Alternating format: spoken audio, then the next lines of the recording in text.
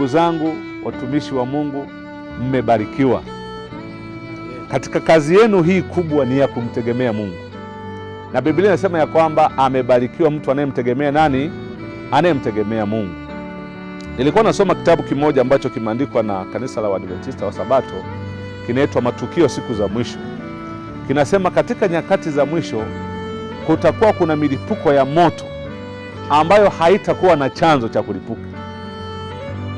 Nikawa nasema kumbe ndugu zetu wana kazi kubwa sana. Bila uwepo wa Mungu kwenye kazi yao, unashangaa unazima huku unasikia tena kimewaka huku, wakati unaenda huku tena unasikia kimewaka magharibi. Kwa hiyo inakuwa ni kuzunguka, ila tumetamani leo kuja kuwaweka mikononi mwa Bwana. Haijalishi moto utawashwa na nani, Mungu atatangulia mbele na ninyi mtakamilisha kazi kikamilifu.